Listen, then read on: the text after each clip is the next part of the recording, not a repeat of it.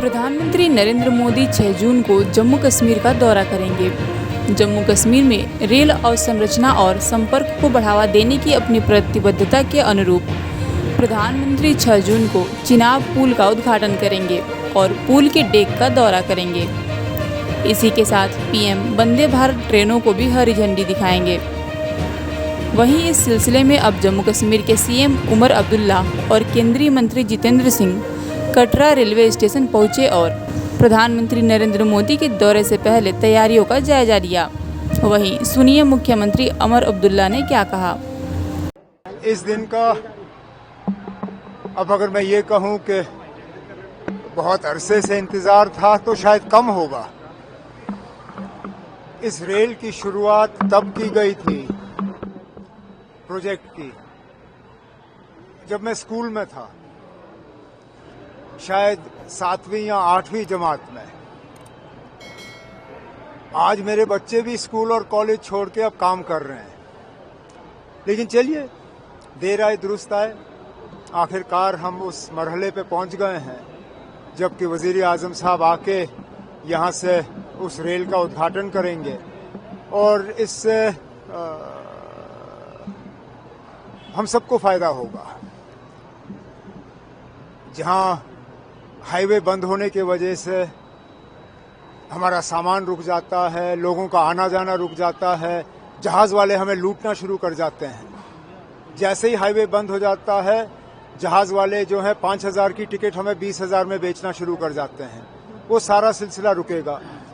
हमारा जो horticulture produce है, सेब हैं, चेरी हैं, बाकी जो हमारा मेवा है, उसको भी हम सही तरीके से बाजार तक पहुंचा पाएंगे और अच्छी बात है। सर, ये कितना बड़ा गेम चेंजर आप समझते हैं? एक मार्वल है, एक हाईएस्ट ब्रिज जो है, इंजीनियरिंग मार्वल है, और Anjigarh bridge only cable stayed bridge in the country. नहीं, इस रेल प्रोजेक्ट ने बहुत रिकॉर्ड सेट किए हैं और 2 का तो आपने अभी नाम लिया। चिनाब ब्रिज जो है वो पेरिस के आईफल टावर से भी ऊंचा है।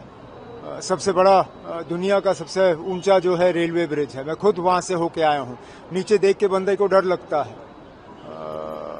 जो अंजी ब्रिज है, केबल स्टे लॉन्गेस्ट जो है रेलवे का मुल्क में, और ये प्रोजेक्ट जो है इतने सुरंग, इस खासकर कटरा और बानिहाल को जोड़ने का जो हिस्सा है वो ज्यादा सुरंग का है बनिस्बत के ओपन एयर के ट्रैक्स का।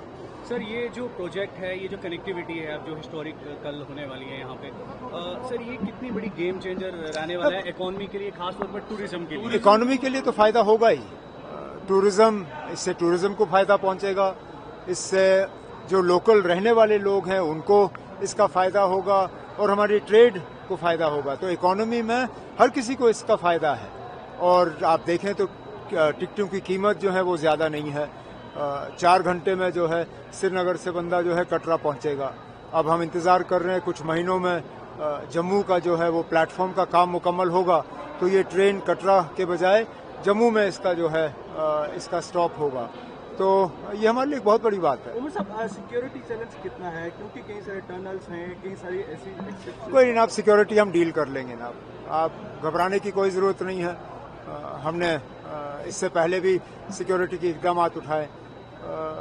पूरे कश्मीर में जो है ट्रेन चली और बिल्कुल ठीक चली। संगलदान तक ट्रेन आई, कोई प्रॉब्लम नहीं।